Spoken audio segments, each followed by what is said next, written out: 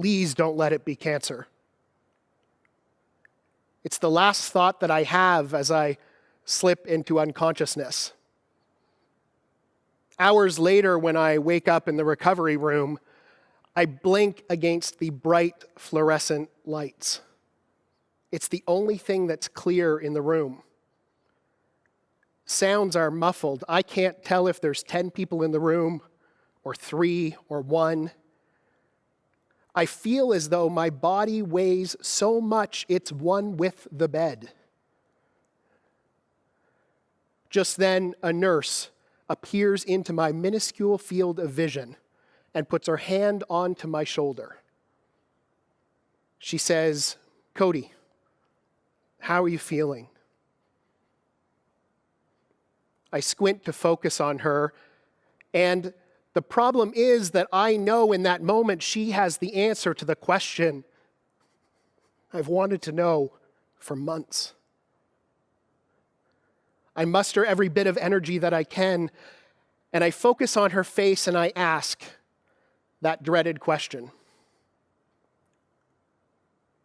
Do I have cancer?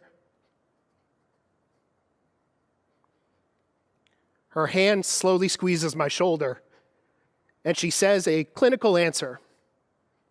During your surgery, we ran a biopsy on the tumor, and the doctor is certain, fairly certain, that no, you don't have cancer. A surge of relief runs through every fiber of my body. She repeats herself. So, Codi, how are you feeling? And I say the only thing that comes to my mind in that moment. Who cares? Because at that point in time, all that mattered was the answer to that question. All that mattered was that I didn't have to face the battle that so many lived and die through when that answer is different than the one I had received. Now, perhaps my experience with that question was slightly jaded because, you see, my professional employment, I had been a funeral director and bomber for years prior. And so I'd seen families, I'd experienced their loss with them, and I understood the pain of that experience. But what's interesting is that after an entire career surrounded by death, most people would think that all of that had taught me everything I knew about dying. But the truth was, my experience in that world taught me everything about living. It taught me one of the most powerful lessons I have ever learned, and that is to live with more power and more presence every single day. And it was in those moments, in that conversation with the nurse, that I vowed to do just that. Months later, I was back working in the funeral home, and I found myself doing my daily routine, conducting funerals. And I stood outside of the chapel and I listened to the story of a man whose funeral was being held, and the eulogies were pretty exquisite. They described this man as someone who was loyal and compassionate, who had a heart full of love. Something about this eulogy, while I'd heard thousands before that, just struck me. And I had a thought.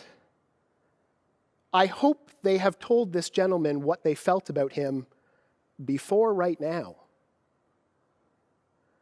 It was in that very moment that I actually realized everything I had ever connected to the word legacy was that it was something that came after we are gone, once we're dead, that it's something we leave behind. And I realized how powerful it could be if we shifted the narrative from something we leave to something we live every single day. I like to call it living your everyday legacy, showing up more powerfully and more purposefully right now, every single day, and helping people to understand the impact that they have in your life to create a ripple effect of goodness in the world. When I sat around those arrangement tables, making arrangements, funeral arrangements with families. One of the things that I often heard are something that I like to call echoes of regret. I often heard things like, I wish I hadn't gone to bed angry. Or, I wish we'd taken that trip. Or, I wish I'd said I love you just one more time.